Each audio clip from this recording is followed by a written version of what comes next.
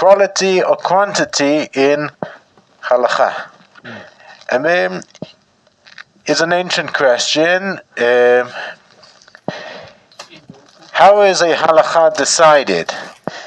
In a halachic discussion, do we go according to the majority, or do we go according to the minority who are greater in wisdom than the majority? In other words, what is greater, quality or quantity? So, what do you think? Depends on the situation. Depends on the situation. Like any Bet Hillel generally goes according to the majority. But there are times when only the Rabbanan are qualified to make a certain decision. And in those times, I can't think of any particular examples off the top of my head, but in those times, it's the minority, it's the rabbis who make that decision.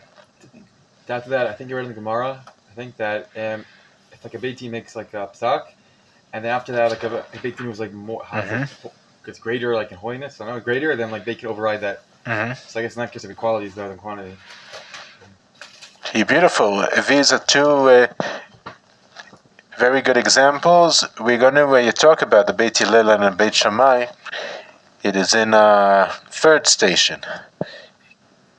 We're going to talk about that. So, let's say you're going on a journey in the footsteps of a Chazal, and every single station deals with this question from a different point of view. However, in every station we're going to reach the same conclusion. And I'm not going to give any spoilers yet, but who thinks that we go according to quality?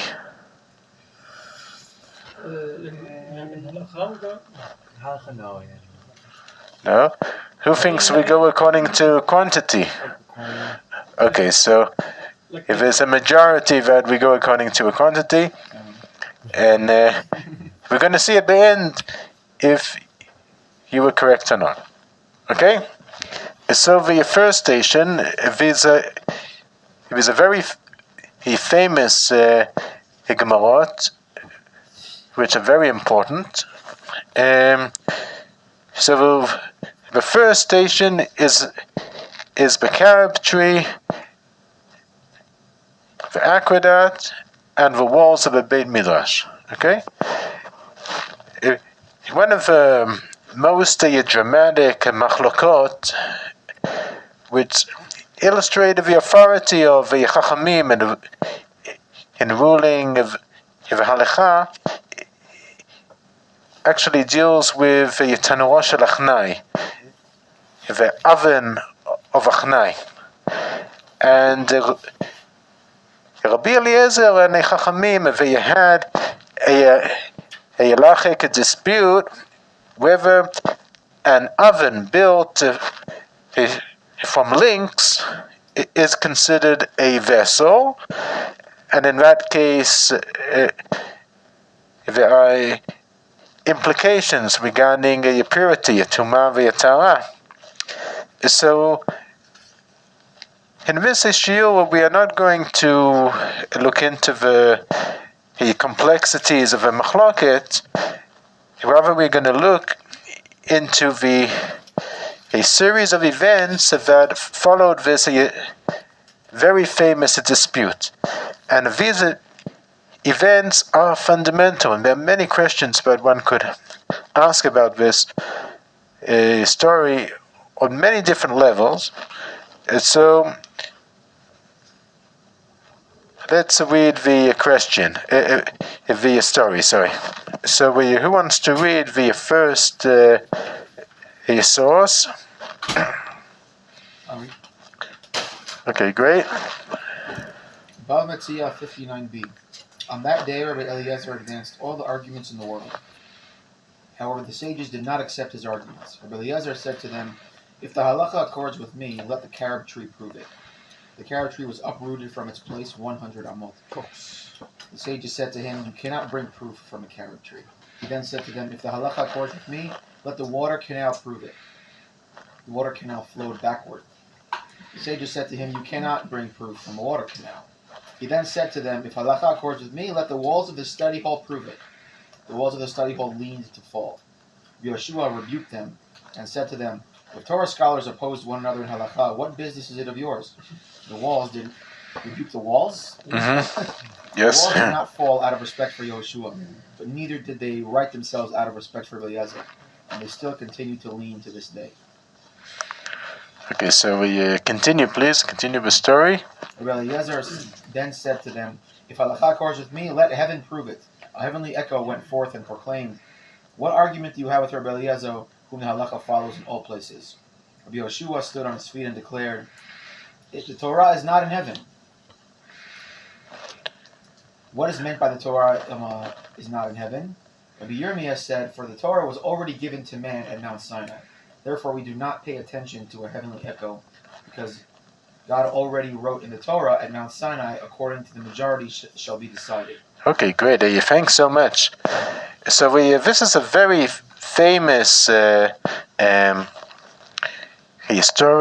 and as I said, there are many questions. What questions do you have on the story? I just keep on going after he told no is the answer. Mm-hmm. You have majority. Did Rabbi Eliezer not know that pasuk or something?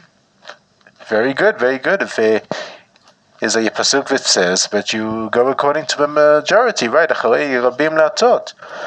Very good question, Ilza.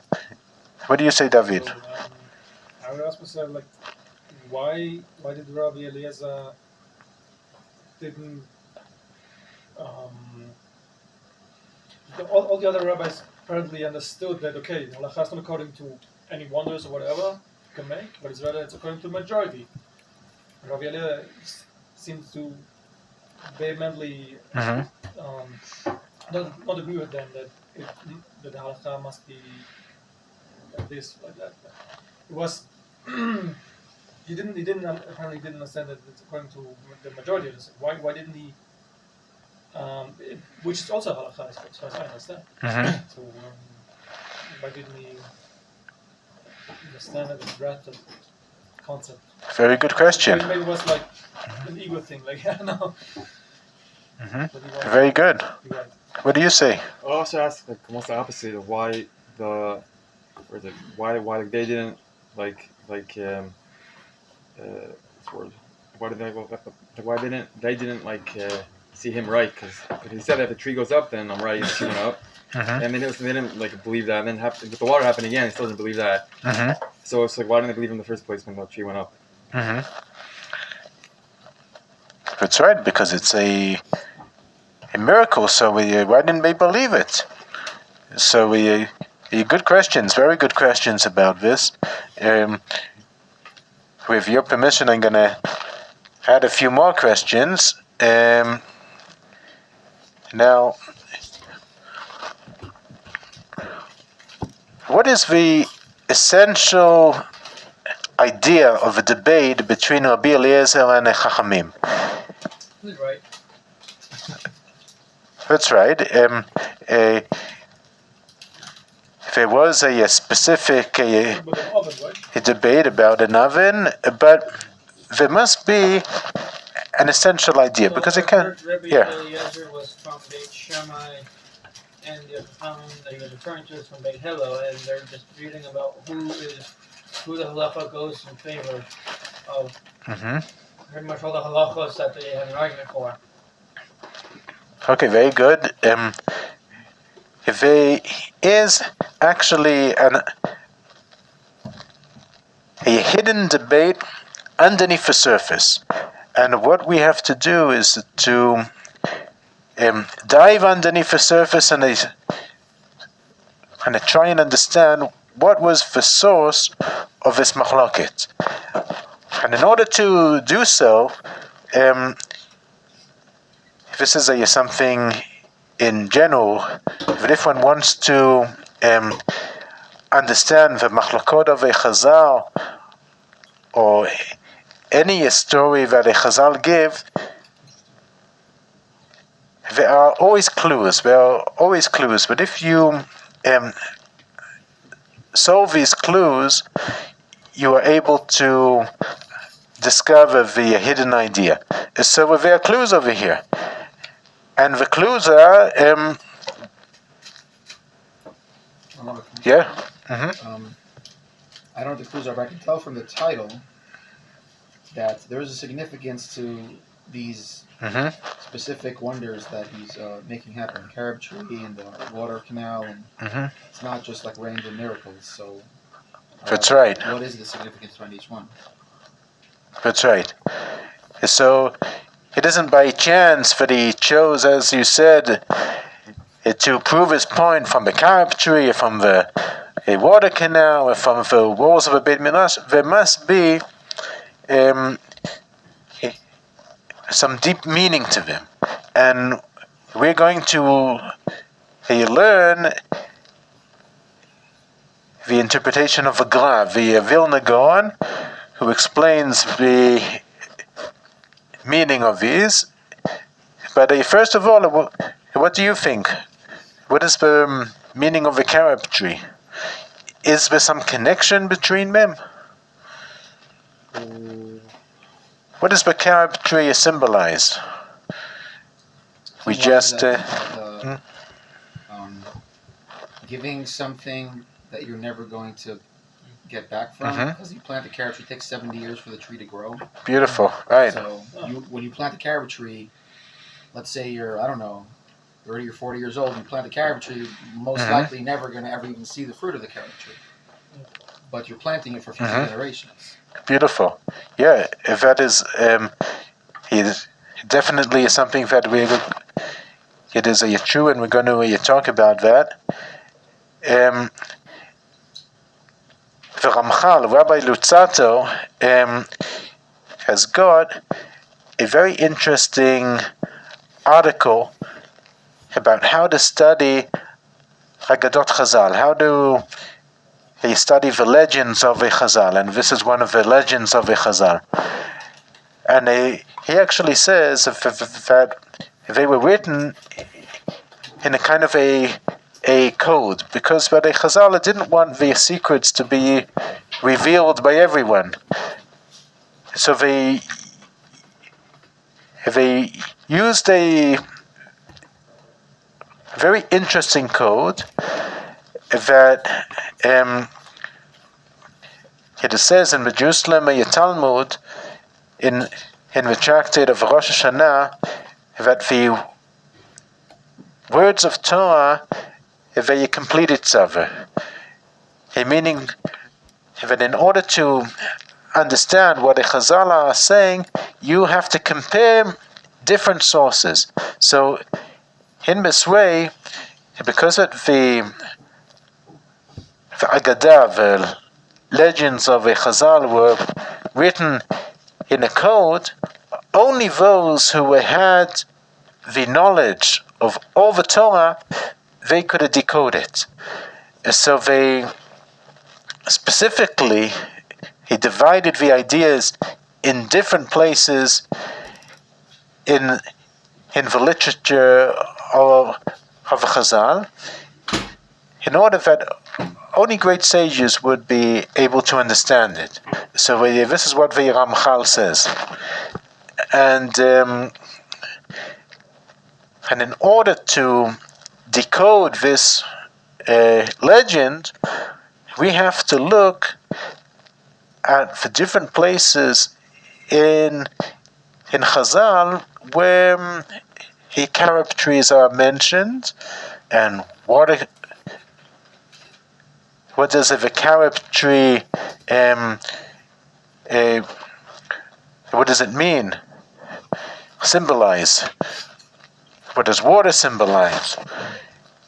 In terms of you studying Torah, because it could symbolize many things. And what do the walls of a Beit Midrash symbolize? So this is what the Gra is able to decode this Midrash, because he was a great sage who he had the knowledge of a whole Torah, so he was able to decode this. So we're going to go on a small journey in order to try and decode this midrash, okay? So the first miracle was the carob tree, right? So where in the literature of Chazal do we encounter carob trees? So you gave a beautiful example of a caring for the next generations. There's a story in Chazal about that, and I'm sure that it is connected as well.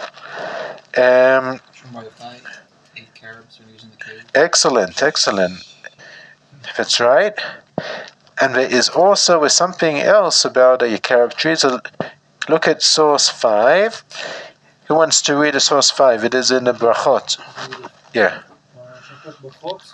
For Rav Yehuda said in the name of Rav, each and every day has a heavenly voice, issues from Mount Horeb, and says, the entire world is sustained for the sake of Chanina. My son, by Chanina, my son is satisfied with the calf of carobs, from one Shabbat Eve to the next Shabbat.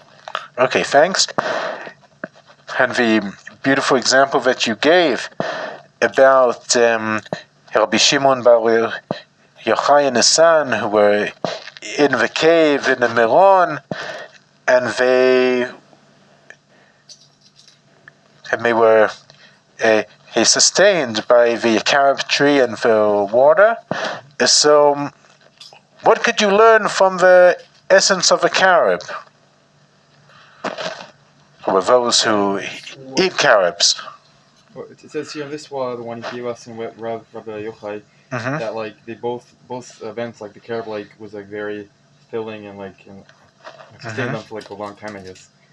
So I don't know, something like that. Like a carob, also with the 70 years, how it takes 70 years for the carob to grow, and then maybe it's like this long, it's like this food that lasts for a long time. So. Okay, good. So it is a patience. It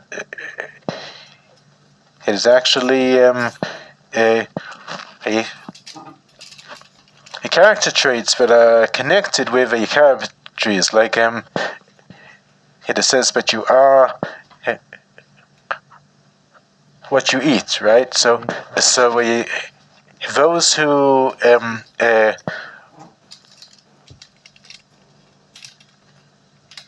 diet is actually based on a carob. So what character traits could you learn from them? According to what the Chazal are saying here, look again at the source 5.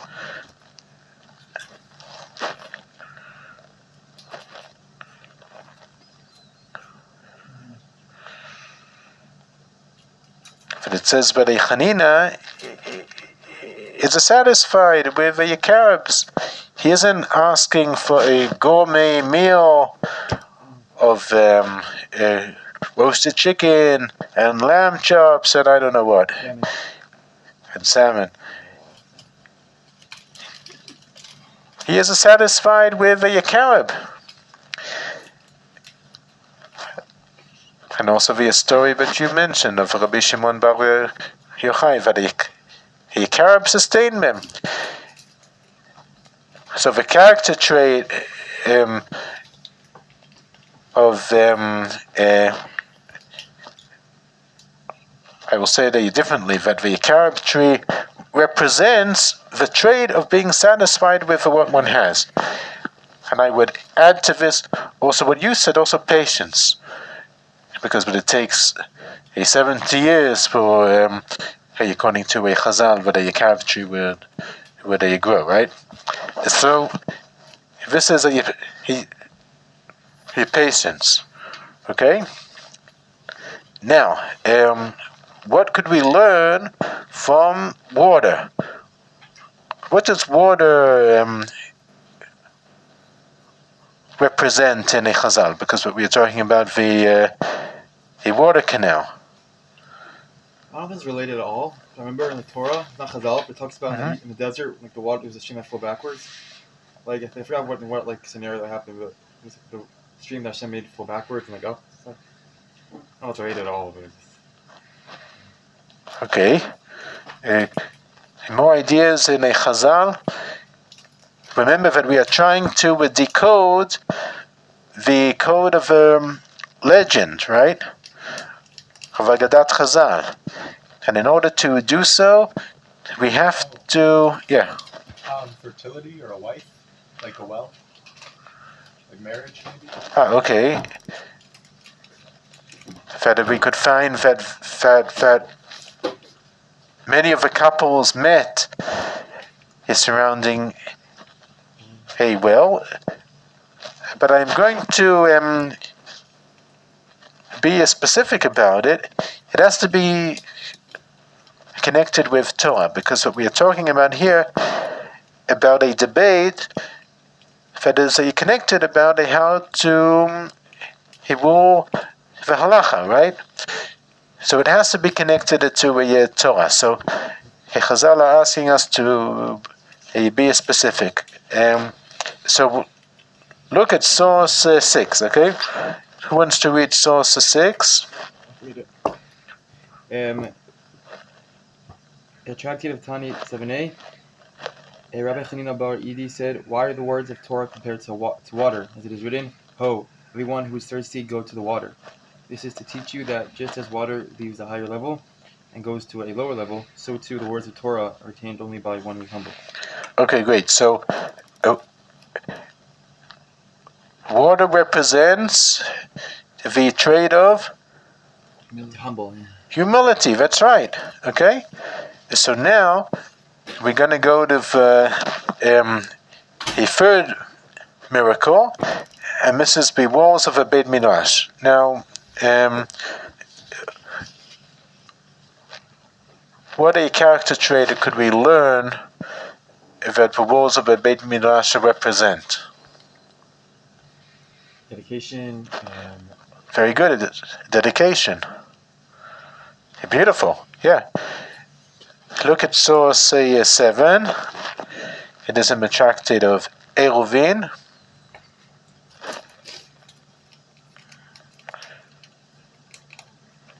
Read it? Yeah. Tractate of Eruvin 22a. With whom will you find them who's capable of attaining this high level of scholarship? With one who comes early in the morning and stays late into the evening in Beit Midrash. For them, the words of Torah. Okay, very good. A dedication. Okay? So, we have got here 3 character traits. We have the character trait of being satisfied with what one has, right? Obviously in the material, in the physical world, but in the spiritual world, one should never be satisfied with what they have. One should always strive for the greater things. And then we have the tractate of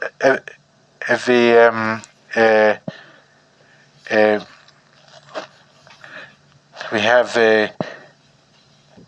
humility, right? And then the devotion to a Torah study. So what is Rabbi Eliezer trying to say here when he brings these 3 miracles that are connected to character traits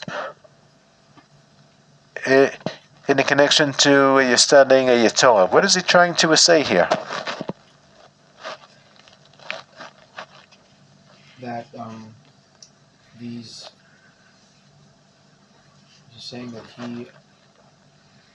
he is the proof that he is right is because he embodied these traits. Beautiful, beautiful. This is what the Gra says. And he says, but all these traits, they are talking about quality in studying a Torah. But he has these character traits. This is actually proof that he is right, because you don't go according to quantity, you go according to quality. And this is actually the idea underneath the surface that the debate he took place about between Chachamim and Rabbi Eliezer. It is true. They are also he talking about that oven, if it is itamer or is it itahol. But under the surface, the real debate is about this question: in ruling halacha, do you go according to quality or do you go according to quantity? Rabbi Eliezer said that he is the Gadol Ador. Now, how do we know that Rabbi Eliezer is the Gadol Ador? So again, one has to know other sources in Chazal in order to understand the code of Chazal. So,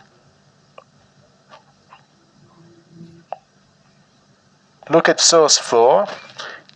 In Pirkei Avot it says, Rabban Yochanan ben Zakkai, he said about Rabbi Eliezer, if all the sages of Israel were on one side of a scale, and Eliezer ben Hyrcanus on the other, he would overweigh them all.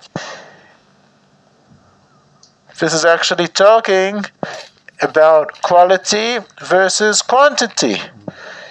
He is going to overweigh the scale, so he obviously has to be right in everything that he says, right? Wrong. The Chachamim, if they don't agree with that. So this is what the Chazal say, and you read it, that they aren't impressed with all his beautiful character traits, that he is dedicated to the Torah study, that he is humble. They aren't impressed. They say that we do not bring any proof from a carob tree, but it is not actually a carob tree. It is what the carob tree represents, right? And then at the end, even a heavenly voice. We don't go according to heavenly voices. And this is something very, very important, because the heavenly voice is actually saying what the halacha should be, according to a godly truth. However, we say no. We don't go according to a heavenly voices, because at the moment that Hashem gave us the Torah, it is in our hands. And I'm just going to say something very important, that when Moshe Rabbeinu, it says in the Gemara in the Menachot, that when Moshe Rabbeinu was given the Torah, so it says that the angels opposed. They said, how could you give the Torah to man? So the question is, what is the meaning of the opposition of the angels? The Torah deals with man, and it is supposed to be given to man. Like, what do they want? So what was the big problem about it? They didn't have any problem if that man is going to keep the mitzvot and that man is going to study Torah. They had the problem if that man is going to have the authority to rule the halacha. That is what they were against, because what they said, that man could be mistaken. Human beings are able to make grave mistakes, and even chachamim, even sages, can make mistakes. There's mistakes that the Talmud even says about Rabban Yochanan ben Zakkai, when Aspasianus offered him whatever you want, so he asked for Yavne and Chacham Meir, right, at before the destruction of the second temple. And then Chazal, they have criticized him. Children, what's wrong with that? What? What's wrong with saying don't destroy the Beit HaMikdash or Yerushalayim at all? That's right. And So, the problem is too much. that's right. So, this is just one example, but sages also can make mistakes. So, the angels, they oppose this. They say that the Torah is the truth of the Torah. So how could you give the authority to rule the halacha to men? So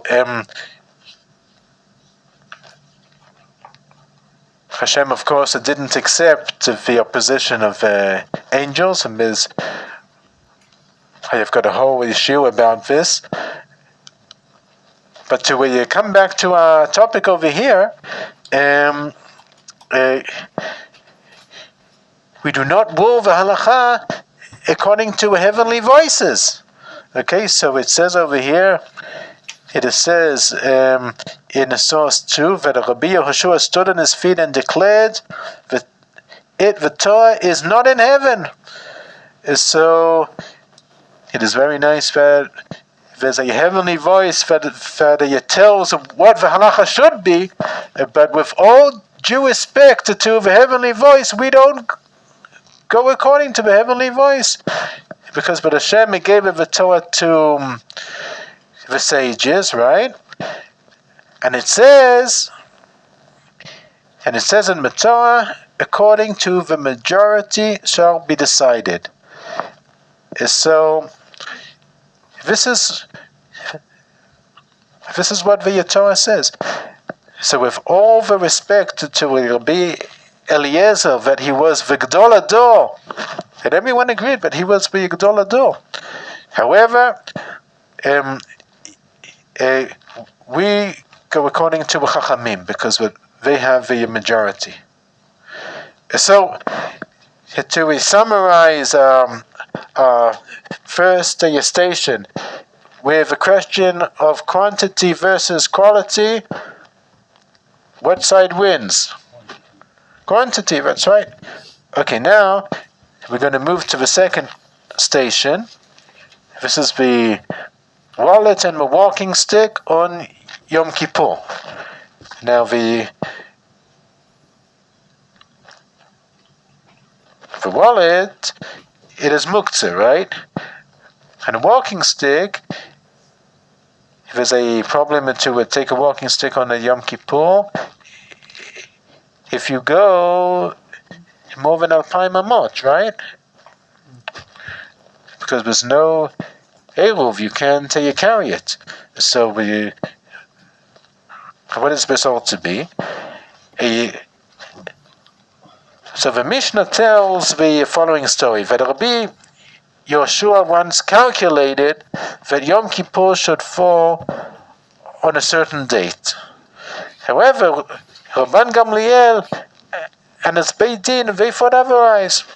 So Rabban Gamliel sent the following message to Rabbi Yehoshua, and you could see it on source 8. I decree upon you that you shall come to me with your walking stick and your money on Yom Kippur as it falls according to your calculations.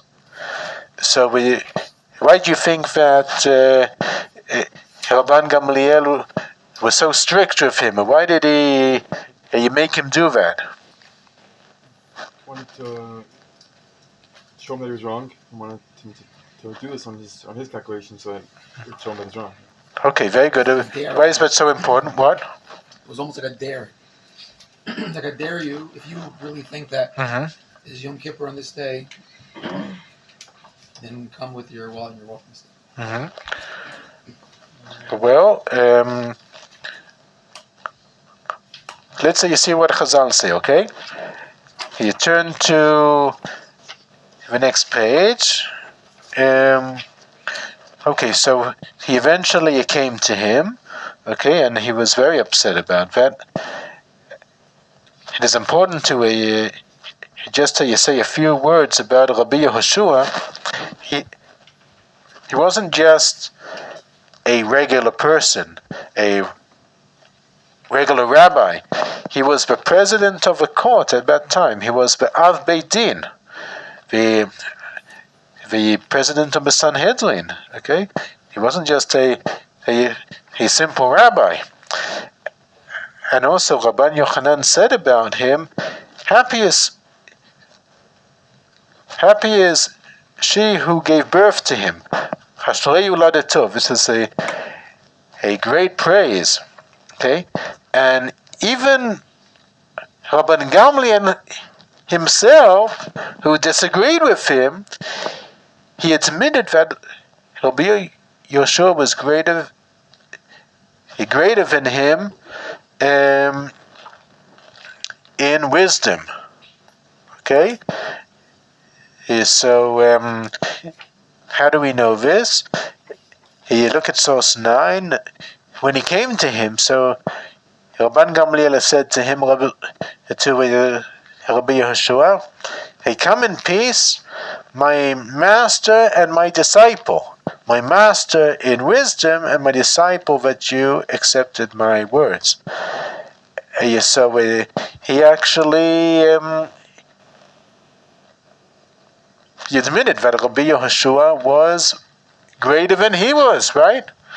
So what is underneath the surface over here? It is not only about Yom Kippur, like we said that in the first station, it wasn't only about that oven, about the Yitanah Shalachnai. There was a greater question under the surface. In this machlokes, the issue is not Yom Kippur. There's something much bigger and greater under the surface. What are they actually talking about? He's disagreeing, actually. Quality, I guess? Like, more quality? Like who's... That's right, the same question. Because Rabban Gamliel and his Beit Din, they are the majority, right? Yeah. And then Rabbi Yehoshua, he is the Gdol Ador, that even Rabban Gamliel admits that he is the Gdol Ador. So, this is actually what is happening underneath the surface. Do you rule the halacha according to quantity or according to quality? So this is something very interesting that on his way you could imagine Rabbi Yehoshua he taking his wallet and his walking stick on Yom Kippur according to his calculations, and like he is transgressing Yom Kippur. How did he feel? He probably felt terrible, right? And on his way, so he met Rabbi Akiva, and he also met Rabbi Yidasa ben Horkanus, and they actually he told him some very important things, and we're going to look in the source 10. So it says, but Rabbi Yehoshua ben Horkanus, he said, if we are going to reconsider Rabban Gamliel's Beit Din, then we will have to reconsider each and every Beit Din that arose from the days of Moses until now. So, in other words, you cannot ever go against the majority of the rabbis in the Halacha, because that if a Beit Din had decided something, you have to go along with it. It is true that you are the Gdol Ador and that you think otherwise, but because the majority of the sages think otherwise, you have to surrender to them. So this is he is actually teaching him that the ruling of a halacha does not necessarily go according to whoever is greater in wisdom, rather it goes according to the majority. Okay, now we reached the third station. Could somebody do me a great favor and open a window. Thank you. We can turn on the heat as well. Oh, okay, thanks. So we'll just have a bit of air. Okay, great. Thank you. So for your third station, it is Beit Hillel and Beit Shammai and the heavenly voice. Okay? So in the tractate of Eruvin, it says that there was a debate about on the question if a halacha is ruled according to Beit Hillel or according to Beit Shammai, right? You could see over here in a source 11. Who wants to read it? I can read it. Rabbi Tractate Eruvin. Rabbi Abba said that Shmuel said, for 3 years Beit Shammai and Beit Hillel disagreed. These said, the halacha is in accordance with our opinion, and these said, the halacha is in accordance with our opinion.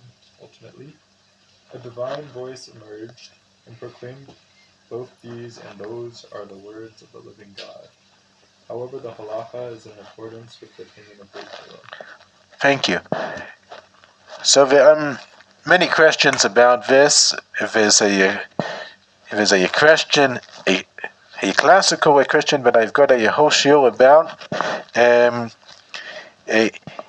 if both views are equally correct, how could the halacha be according to only one of them? But we are not going to go into this question now because it's a completely different topic. But what we are going to talk about is what was the doubt and how did the heavenly voice solve it? Why or how? How? What was the doubt? What did you say? Yes, why did they, for 3 years, there was a debate if the halacha is according to whether Beit Hillel or Beit Shammai, but what was the big question? How do you rule the halacha? I mean the majority. But here, so here they're saying... That's right, the majority. Why was it so complicated? But it took them 3 years and we still didn't reach a conclusion until the heavenly voice came. But what was going on here?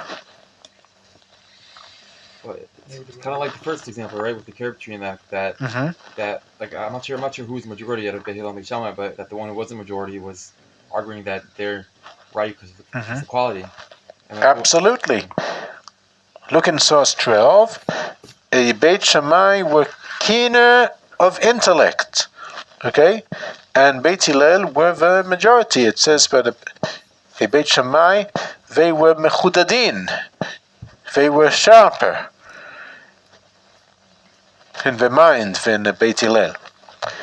So this is actually the same question. This is the same question that we are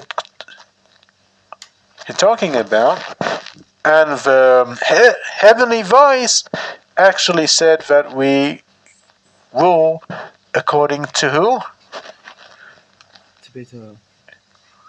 Beit Hillel, that they are the majority. Okay? Does anyone have any question about this? Compare the third station to the first station and tell me if you have any question. I heard something that Beit Hillel would talk about Beit Shammai's side. That's right. They would before they gave their psak, and Shammai maybe didn't do that. Absolutely. This is a beautiful what you were saying, and it says exactly that. It said that Beit Shammai would study. The opposite. The Beit Hillel would study the view of a Beit Shammai. They would treat it with the utmost seriousness that is possible. They really tried to understand the logic behind the Beit Shammai. And they had a real objective debate about it, and then they put both of the views on a scale, and they decided what they decided. But Beit Shammai, they didn't do that. And so this is something very important, that if you really want to reach truth, you have to understand the views that you don't like. You have to try and study the ideas that you don't believe in, because otherwise, if one just has an agenda, so you could actually take all the sources of the Torah and tilt them in the direction of your agenda. So when ruling the Halacha and when he's studying Torah, you have to try to be as objective as possible. And the way to do it is to pay special attention to the opinions that you disagree with. And this is what the Chatam Sofer says, yeah. In classical logic, this is called steel manning.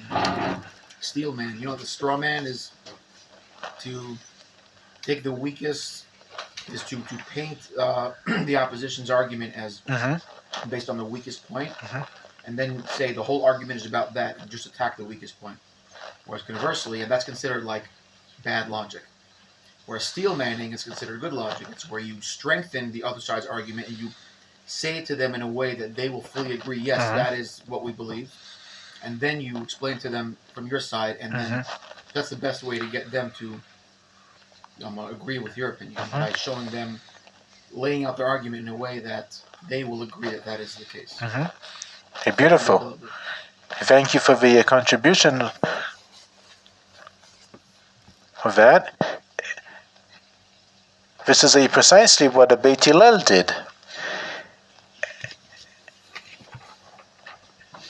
There's another question. If we compare both of these stories, okay, the tractate of Eruvin, we compare it to Baba Metzia, the first station, right? I will give you a clue. What question could you ask about the heavenly voice? Yeah. So the first one, it says that you can't listen to heavenly voice. Right. And here, that's what they do. They listen to heavenly voice. Absolutely. So if there's a contradiction, you have to decide. Either you listen to the heavenly voice or you don't listen to the heavenly voice, right? So this is a classical question that in every group when I teach this, so this question arises because it's a very strong question, right? So I'm just going to say it again, but why does it say in the tractate of the Baba Metzia that we don't pay attention to the Bat Kol, the heavenly voice? However, in the tractate of Eruvin, it says that we do pay attention to the Bat Kol, the heavenly voice. So how do you answer this question? It is a contradiction, right? Anyone has an idea?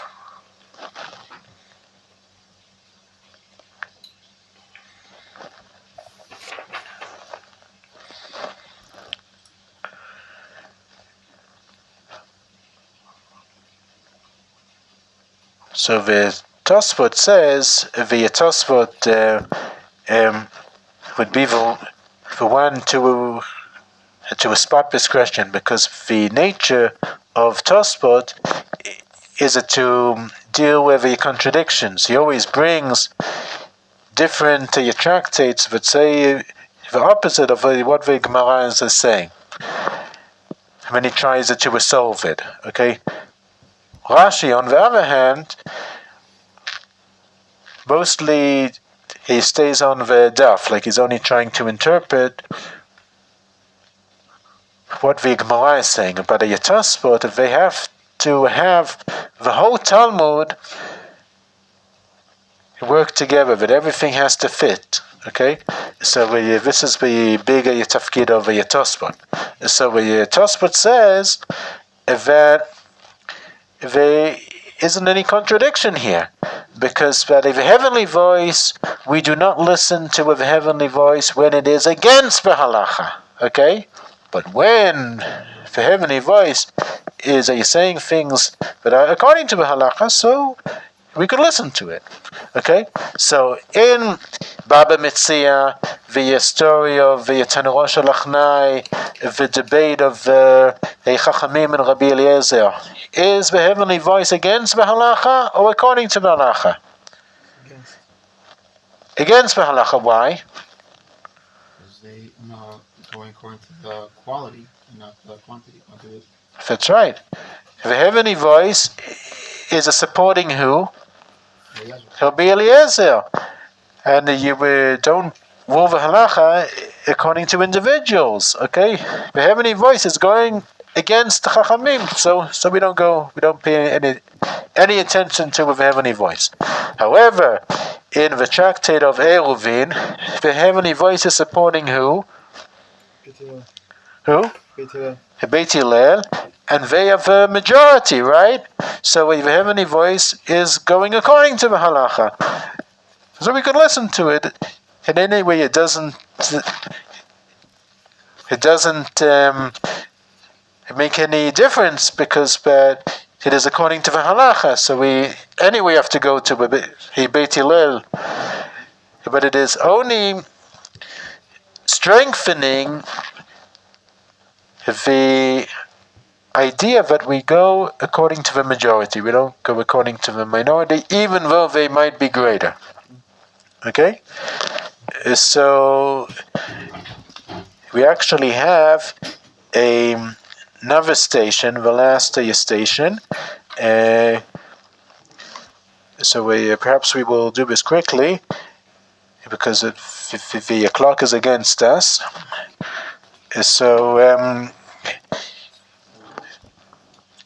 the fourth question, the removal of a god of a Beit Midrash. Okay, it is not talking about the god that is sitting over here in Machon Meir. This was actually a different kind of god. He was more like an X-ray machine. There was a god in the front of the Beit Midrash, but Rabban Gamliel put, and his job was to make sure that only students with good character traits would enter the Beit Midrash. So this god had to be like a great tzaddik, or that he had a special machine that could detect a bad character traits. Okay, so just a background, a story about this. So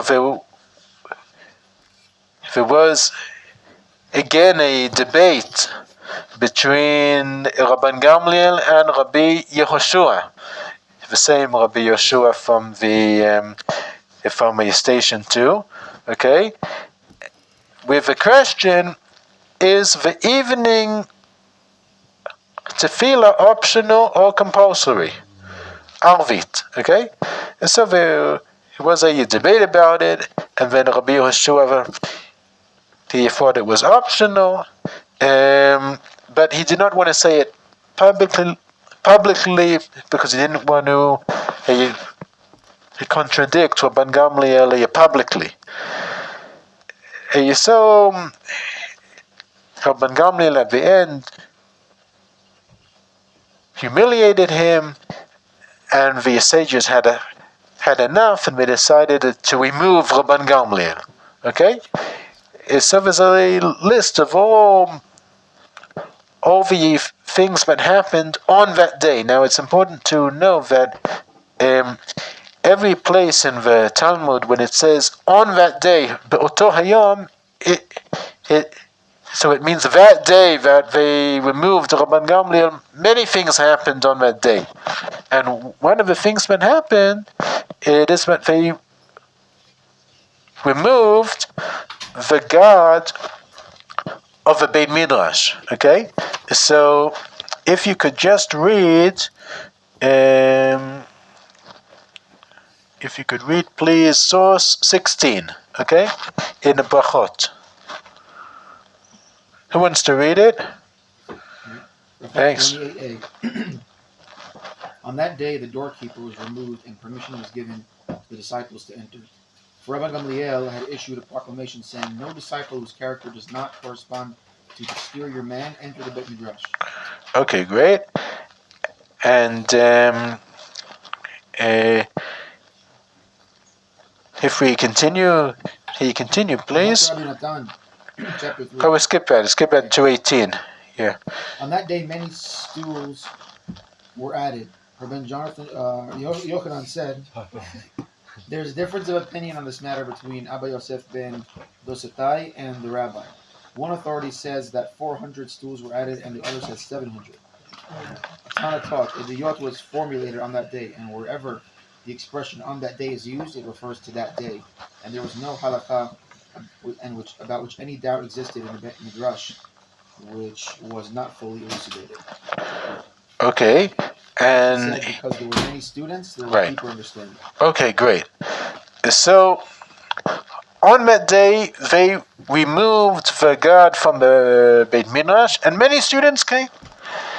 So, and it says also that a whole tractate, Masechet Eduyot, was formulated on that day, because that many people were allowed to enter the Beit Midrash, and the communal knowledge of everyone actually gave a very big push for Torah development.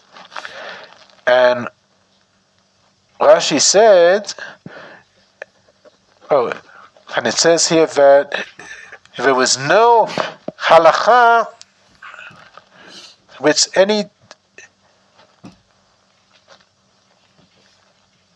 had any doubt to it. So this is a remarkable that how many halachot nowadays we have a doubt, a spekot about.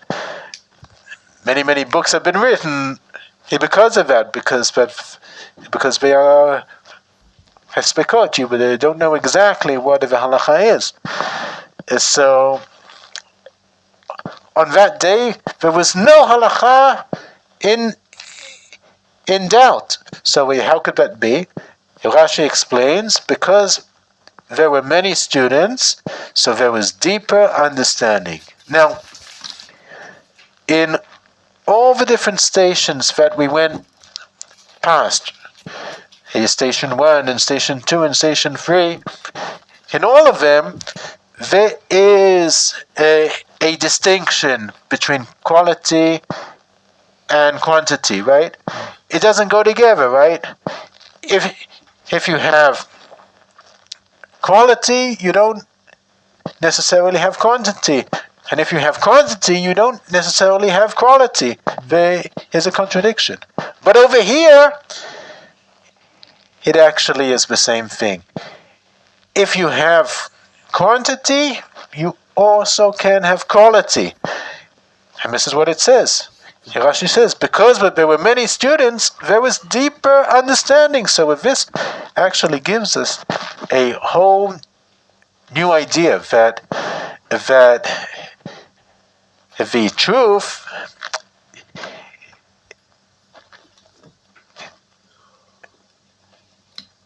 truth could be achieved when we have a diversity of opinions, when there are different views, and if if it is one person or one small group, one minority, if the truth cannot necessarily only be on that side, because that one has to be open to different opinions and different views, and when there is a majority, there is a greater chance that among all the people there, the truth could be formulated. So this is a very deep understanding about the question of equality and quantity. You do not have to choose between them. You would just go according to the quantity, and then hopefully it is going to develop also into quality. So if there's any questions, any insights? No question. Yeah.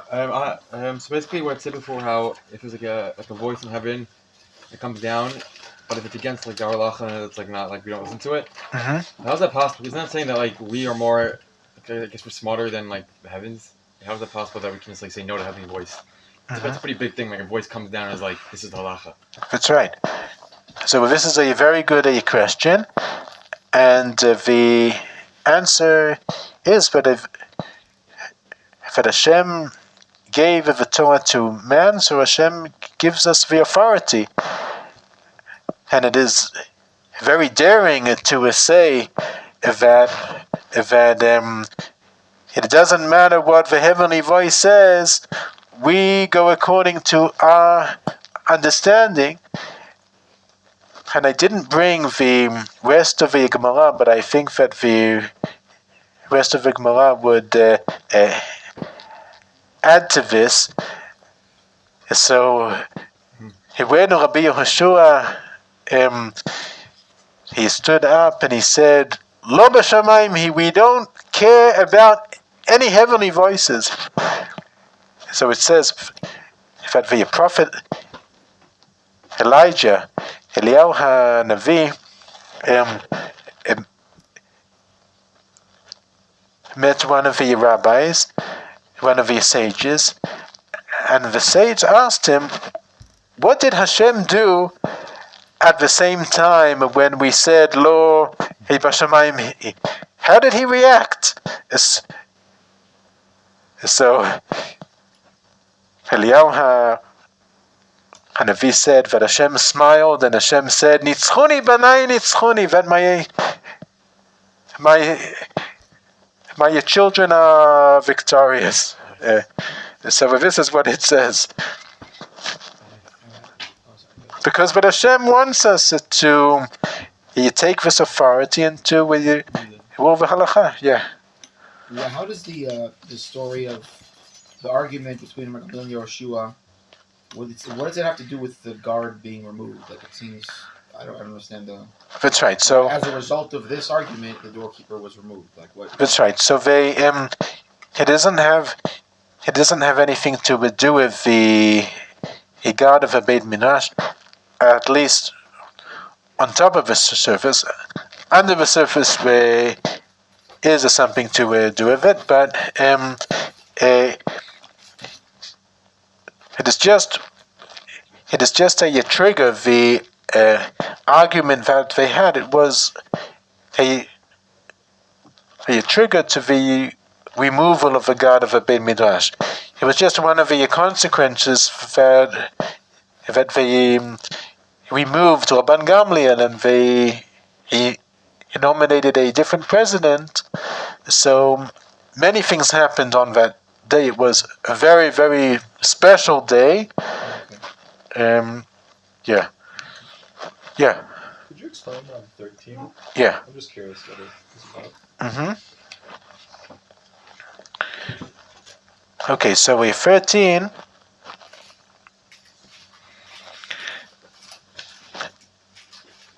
Want to read it? That they who followed Beit Shammai did act according to their view, because a majority is to be followed only where both sides are equally matched. In this case, however, Beit Shammai were keener of influence. Okay, so they believed, and this is those who will follow the Beit Shammai, because the question is, if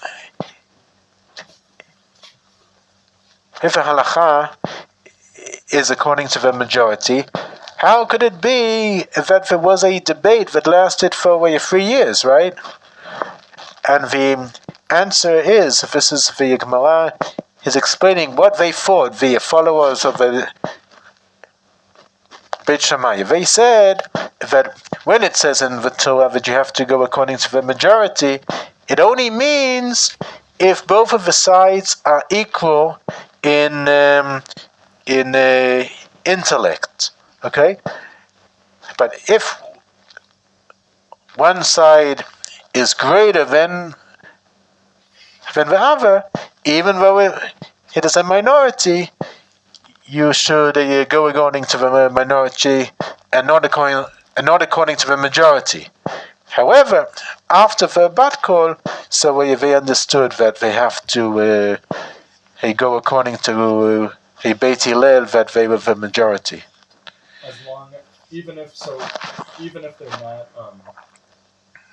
as smart, you still go with the majority? Yeah. Now, I did not bring it over here, but there are some cases which we do not rule according to the majority,